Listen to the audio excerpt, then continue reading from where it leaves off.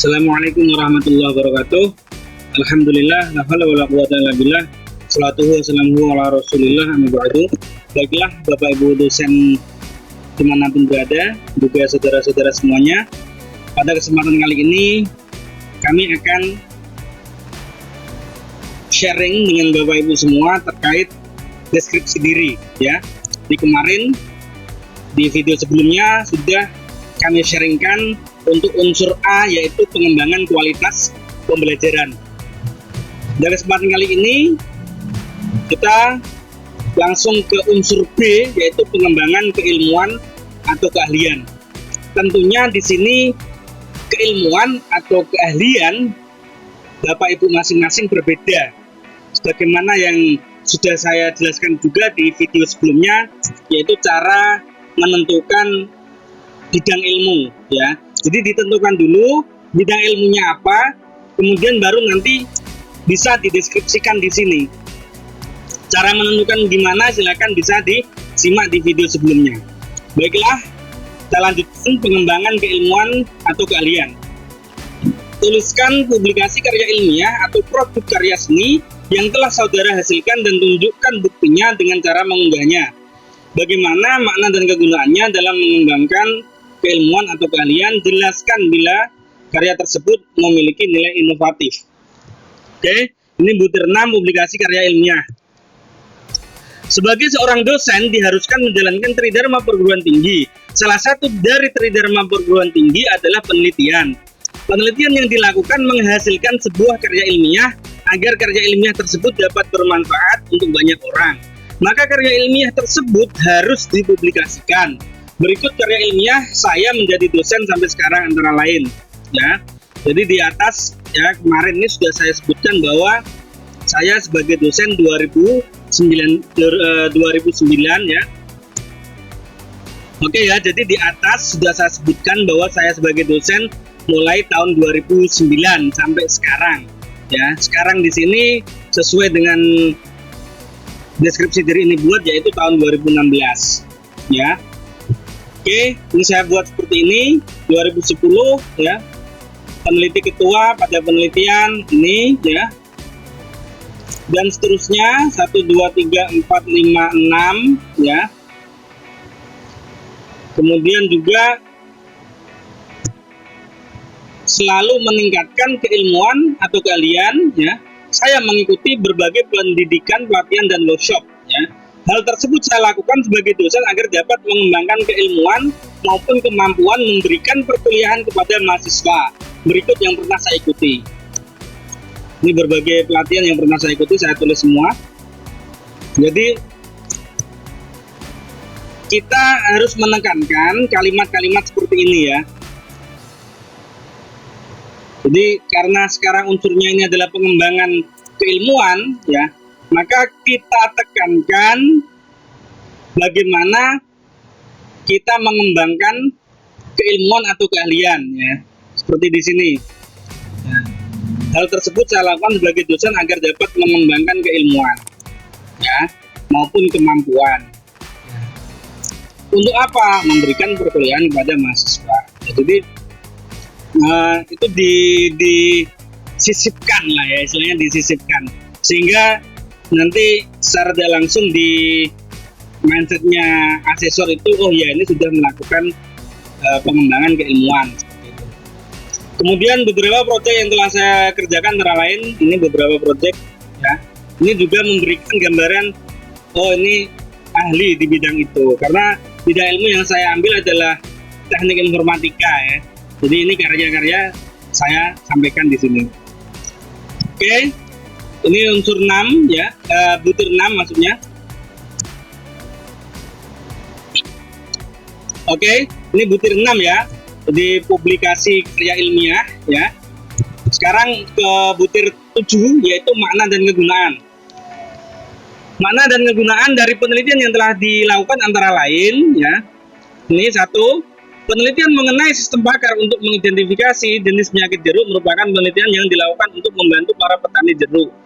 Kota Batu merupakan salah satu kota yang banyak terdapat tanaman jeruk, sehingga petani di sini sangat membutuhkan sebuah sistem untuk mengetahui dengan cepat jenis penyakit yang dialami oleh tanaman jeruknya.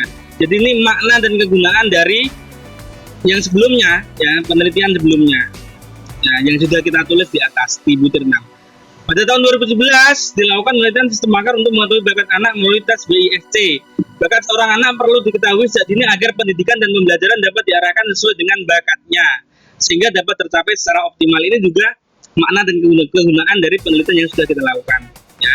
Dan seterusnya ini sama juga, ya, sama. Jadi di makna dan kegunaan ini kita menceritakan makna, ya, dan kegunaan dari penelitian yang sudah kita lakukan yang ditulis di butir 6, ya, ini butir 7. Kemudian kita lanjut ke butir 8, nilai inovatif, ya. Jadi ini kita ceritakan nilai inovatif atau inovasi, ya, atau istilahnya kebaruan, ya, dari penelitian yang kita lakukan. Inovasi terus dikedepankan agar penelitian dapat lebih bermanfaat dan tersebar luas ke berbagai pihak yang membutuhkan. Pada penelitian yang saya lakukan, penelitian memadukan beberapa unsur keilmuan. Hal tersebut dapat dijabarkan sebagai berikut. 1. Dalam penelitian sistem makar untuk mengidentifikasi jenis penyakit jeruk, penelitian ini menggabungkan antara ilmu pertanian dengan teknik informatika. Ini saya sebutkan. Penggabungan dua keilmuan tersebut merupakan inovasi yang akhirnya menghasilkan sebuah sistem terkomputerisasi. Ini juga harus dimunculkan kata-kata ini, ya. Keilmuan tersebut merupakan inovasi, ya. Ini kata kuncinya. Jadi ketika butirnya ini nilai inovatif, ya di sini harus ada inovasi, ya. Itu ya. Jadi ini secara tidak langsung memberikan mindset ke asesor bahwa butir ini sudah kita deskripsikan, gitu ya. Sudah kita deskripsikan di tulisan ini. Penelitian untuk mengetahui bakat anak juga menggabungkan antara ilmu psikologi dengan teknik informatika. Dengan adanya inovasi ini, nah ini kan, ini tambah lagi kan, dengan adanya inovasi ini, ya, kata inovasi ditulis lagi, ya, di sini, ya. Tapi dengan kalimatnya berbeda, ya. Jadi bukan, saya tidak pakai lagi seperti ini. Jadi kalau yang di poin 1 ini saya taruh di belakang, ya, penggabungan dua keilmuan tersebut merupakan inovasi yang akhirnya bla bla bla. Ya, tapi kalau di sini saya taruh di depan, dengan adanya inovasi ini, seorang anak yang sedang diuji merasa nyaman menggunakan sistem yang telah dibuat. Ya, jadi kita menyisipkan kata inovasi, tapi kalimatnya beda, ya, cara nyampaikannya beda. Ya, jadi sama ini juga ada dengan inovasi ini, ya. Inovasi ini memudahkan berbagai pihak, ya. Jadi ada kalimat-kalimat inovasi di sana. Oke, selanjutnya untuk yang B2. Memberikan contoh nyata konsistensi dan target kerja yang saudara tunjukkan dalam pengembangan keilmuan dan keahlian. Oke, konsistensi, ya. Konsistensi ini lebih ke keilmuan, ya. Jadi keilmuan yang Bapak Ibu pilih apa, maka ambil di situ. Konsistensinya di situ. Artinya ngajarnya sesuai itu, terus pengembangan keilmuannya, penelitiannya itu juga sesuai itu. Betul, ya. Menjadi seorang dosen merupakan hal yang mulia. Sebagaimana moto saya dalam hidup, yaitu sebaik-baik manusia adalah yang lebih bermanfaat bagi manusia lainnya. Maka menjadi seorang dosen adalah jalan saya untuk lebih bermanfaat bagi sesama manusia. Tentunya untuk menjaga manfaat tersebut, menjadi dosen profesional adalah pilihannya. Menjadi dosen yang menjalankan tridharma perguruan tinggi, yaitu pendidikan, pengajaran, penelitian, dan pengabdian masyarakat, dengan didukung oleh unsur penunjang, ya. Ini saya baru pendahuluan, di sini pendahuluan, ya. Ini saya mencoba memasukkan sisi, ya, sisi pribadi saya, ya. Sisi pribadi saya masukkan, saya tunjukkan pada asesor bahwa ini loh moto saya, ya. Khairun nas anfa'uhum linnas. Nah, ini sebaik-baik manusia adalah yang lebih bermanfaat bagi manusia lainnya. Tapi tidak usah ditulis Arabnya, tulis Indonesianya, ya. Baru di sini masuk konsistensi. Nah, ini kan sesuai, ya. Konsistensi sebagai seorang dosen, khususnya di bidang teknik informatika, maka saya siap dan harus terus belajar untuk mengikuti perkembangan keilmuan teknik informatika. Dalam pendidikan, saya mengikuti pelatihan maupun workshop dalam bidang teknik informatika. Saya pun mengikuti beberapa forum dalam bidang teknik informatika antara lain. Ini saya tunjukkan juga link-linknya. Ini ada forum ilmu komputer juga, ya, forum programmer, dan berbagai forum baik di media sosial maupun media lain seperti grup WhatsApp, dosen, grup Telegram, dan lain-lain. Selain mengikuti berbagai grup diskusi dosen dan teknik informatika, saya juga menyimpan sebagai situs yang selalu aktif dalam informasi seputar dosen dan teknik informatika. Jadi ini yang saya sebut kemarin bahwa dosen ini setidaknya punya dua asosiasi ya, atau dua perkumpulan lah. Yang satu adalah mengikuti asosiasi dosen secara umum, yang kedua mengikuti asosiasi dosen yang sesuai dengan bidang ilmu. Ya, jadi seorang dosen perlu, ya sangat perlu. Oke ya. Maka waktu itu saya buat namanya PDRI, Persatuan Dosen Republik Indonesia. Ya, itu hanya waktu saja untuk sharing ya. Silakan kalau ada yang menggabung. Walaupun tidak resmi tidak masalah. Jadi artinya kita itu bersosialisasi silaturahim sesama dosen seluruh Indonesia. Akhirnya apa? Tidak jadi kata dalam tempurung. Itu intinya itu. Jadi asesor juga ingin melihat itu gitu loh. Seberapa jauh si dosen ini mengembangkan keilmuan atau keahliannya. Dalam pengajaran saya konsisten mengampu mata kuliah bidang teknik informatika. Kemudian penelitian yang saya lakukan juga pada bidang teknik informatika. Ini ya, bisa dicek di Google Scholar ya. Kalau sekarang ada Sinta ya, Sintanya bisa diberikan. Oke, kemudian saya tunjukkan juga di sini bahwa banyak jurnal-jurnal ya yang diberikan oleh Menristek Dikti yang bisa diakses secara gratis ini. Ya, di sini. Baik lewat ini ProQuest ini ya. Ini ada semua di sana. Nah, kemudian di sini saya sisipkan ya. Ini sungguh apresiasi dan terima kasih sangat untuk Kemenristek Dikti yang telah memberikan fasilitas ini. Fasilitas ini pun tidak saya sia-siakan. Saya minta tolong pada mahasiswa untuk turut serta mencari dan mendownload referensi jurnal ilmiah khususnya di bidang teknik informatika. Jadi di sini juga saya mencoba memberikan apresiasi. Jadi kalau di atas ini ya saya gunakan fasilitas dari Menristek Dikti ya, saya ngambil fasilitasnya, artinya kita bisa mengakses keilmuan di sana, kemudian juga kita memberikan apresiasi ya. Jadi sebagai orang itu jangan lupa berterima kasih gitu loh intinya ya, jangan lupa berterima kasih. Nah, kita masukkan di sini sehingga nanti dalam mindsetnya asesor juga, oh ini memang dosen ini mengoptimalkan ya potensi, kemudian juga tidak lupa berterima kasih seperti itu. Ya, pengabdian masyarakat merupakan langkah agar keilmuan kita dapat bermanfaat bagi masyarakat luas ya.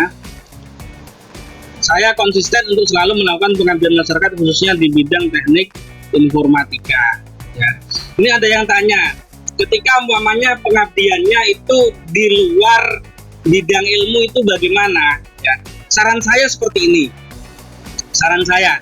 Jadi coba buat list dulu, di list, kemudian di ranking skala prioritasnya. Kalau memang pengabdian itu masih banyak ya, artinya masih cukup ya, yang masih sesuai bidang ilmu, ya itu aja yang dimasukkan. Yang tidak sesuai tidak usah dimasukkan, tidak usah ditulis. Tapi kalau memang tidak cukup, artinya cuma sedikit, satu atau dua umpamanya, ya tidak apa-apa. Yang pengabdian yang di luar bidang ilmu dimasukkan tidak apa-apa ya. Nah, coba dibuat dulu ya skala prioritasnya. Oke ya, kalau di atas tadi sudah kita jabarkan ya, kita jabarkan tentang inovasi juga pengembangan keilmuan. Sekarang target kerja. Yang namanya target ini kan berarti belum kita lakukan, tapi kita sudah merancang ya. Maka di sini kita deskripsikan, kita tulis target kerja ke depan untuk lebih dapat mengimplementasikan tridharma perguruan tinggi dalam pendidikan, dapat melanjutkan pendidikan ke jenjang strata 3 dan mengikuti workshop berskala internasional ya. Nih, jadi targetnya apa? Apa mau lanjut kuliah atau mengikuti workshop, mengikuti seminar ya. Ini disebutkan di sini. Kalau ada target yang lebih jelas, saya kira malah enak. Umpamanya S3 di mana, jurusan apa, atau workshop apa, workshop nasional di mana, kapan, workshop internasional di mana, kapan. Saya kira itu malah lebih bagus ya, seperti itu.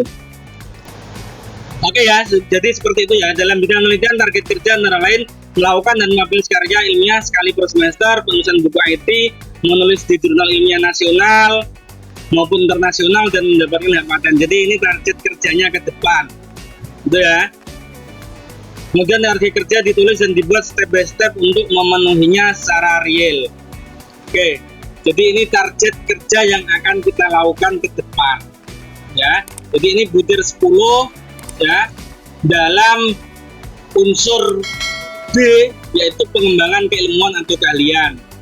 Berikutnya nanti unsur C, yaitu pengabdian pada masyarakat, akan saya jelaskan lagi secara detail di video selanjutnya. Untuk yang ini saya cukupkan untuk unsur B, yaitu pengembangan keilmuan dan keahlian.